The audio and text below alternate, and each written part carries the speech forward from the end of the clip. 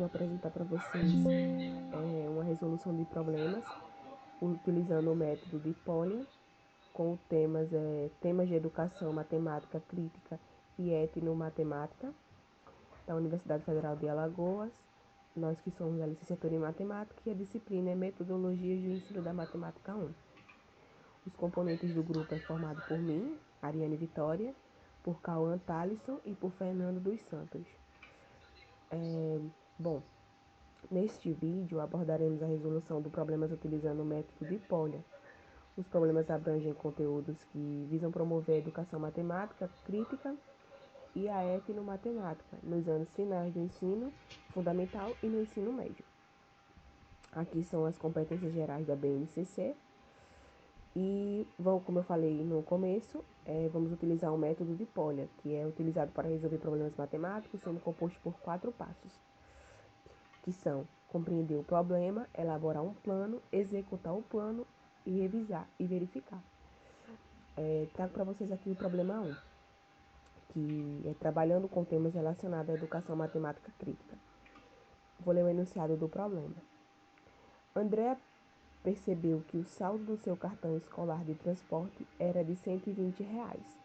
Na cidade onde mora, os estudantes pagam R$3 na viagem de ônibus, R$2,50 na de metrô, e a viagem de trem custa R$2. Com esse saldo do cartão, quantas viagens ela pode fazer utilizando esses meios de transporte? A resolução, vamos utilizar o método de Polya, como eu falei, e o método de Polya constitui 4 etapas, né? Como eu já falei anteriormente também. A etapa 1 é compreender o problema, ler e interpretar o problema, grifando as palavras-chave. A 2 é elaborar um plano, elaborar uma estratégia para resolver o problema. A 3, executar o plano, resolver o problema, aplicando a estratégia selecionada, que é o que a gente fizemos. Vamos calcular quantas viagens podem ser feitas com o saldo disponível para cada tipo de transporte. Para a viagem de ônibus, a gente pegou o valor que ela tinha, que era R$120, e dividiu por 3, que é quanto custa a passagem de ônibus. 120 por 3, a gente chegou ao resultado de que ela pode fazer 40 viagens. Para a viagem de metrô, pegamos os R$120, que é o que ela tinha, e dividimos por 2,5, que é quanto custa a passagem de metrô. E chegamos ao resultado que ela pode fazer 48 viagens. E para a viagem de trem, a gente pegou os 120 que ela tinha e dividiu por 2 e chegou que ela pode fazer 60 viagens. Agora vamos escolher o menor número de viagens que pode ser feita com saldo disponível, pois o número de viagens será limitado pelo tipo de viagem mais caro, que é o de R$3 para o ônibus. Então chegamos ao resultado que Andréa pode fazer 40 viagens de ônibus com seu saldo de R$120. O quarto passo do método de Polya é revisar e verificar se a solução está correta, validando-a. A gente fez uma prova real. Como que fizemos essa prova real? Se Andréa fizer 40 viagens de ônibus, gastando R$3 por viagem, o custo total será de 40 vezes 3, que é igual a R$120. Isso confirma que ela pode fazer 40 viagens de ônibus com seu saldo disponível, que era justamente o saldo que ela tinha. E a justificativa da resposta, a gente colocou a seguinte: ao considerar o custo de cada tipo de viagem e calcular quantas viagens podem ser feitas com o saldo disponível para cada tipo, encontramos que Andréa pode fazer mais viagens de trem e metrô do que de ônibus com o mesmo saldo. No entanto, o número de viagens será limitado pelo tipo de viagem mais caro, que é justamente a de ônibus, que custa R$3. Portanto, a resposta é que Andréa pode fazer 40 viagens de ônibus com seu saldo de R$120. Bom, a educação matemática crítica, questionamentos. Após a correção do problema, o professor deve realizar os seguintes questionamentos para promover o debate, reflexão e desenvolvimento da criticidade do aluno. Primeira pergunta: por que é importante considerar o preço de cada meio de transporte ao calcular quantas viagens a Andrea pode fazer? Pergunta 2: como o conhecimento sobre os preços dos diferentes meios de transporte pode ajudar a Andrea a planejar suas viagens de forma mais eficiente? Terceira pergunta. Quais outras informações seriam úteis para André decidir como usar seu saldo de forma mais eficiente? Quarta pergunta. De que maneira as escolhas de transporte de André podem afetar sua vida diária e suas atividades? Quinta pergunta. Como as políticas de transporte público podem impactar as pessoas de diferentes grupos sociais e econômicos? E a sexta pergunta. Como o acesso ao transporte público afeta a igualdade de oportunidades e o desenvolvimento social em uma comunidade? Ou seja, isso aqui não é um problema que você tem que fazer uma continha e acabou. Você encontrou um número e acabou.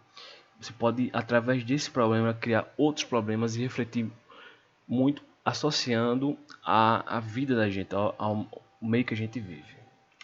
Já no problema 2, temos trabalhando com temas relacionados à etnomatemática e elaboramos um problema aqui em que, em uma feira de artesanato, foi construída uma tenda com tecido no formato de uma pirâmide hexagonal regular, com 8 metros de altura e a aresta da base medida 4 raios de 3 metros.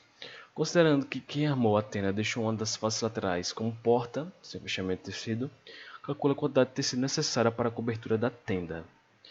Bom, a resolução vai ser utilizando o método de polia novamente. E na resolução do problema temos assim.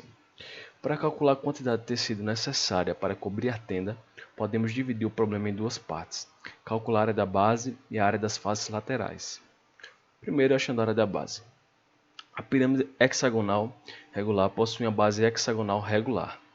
A área da base pode ser calculada pela fórmula 3 raiz de 3 sobre 2 vezes lado da base ao quadrado. Bom, substituindo os valores, temos que 3 raiz de 3 sobre 2 vezes lado da base ao quadrado, que é 4 raiz de 3 ao quadrado, dá 3 raiz de 3 sobre 2 vezes 48.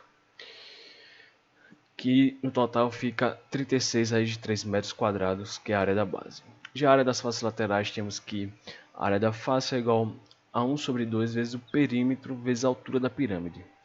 O perímetro da base de um hexágono regular é 6 vezes o lado da base, ou seja, vai ser 6 vezes 4 raiz de 3, portanto o perímetro da base é 24 raiz de 3.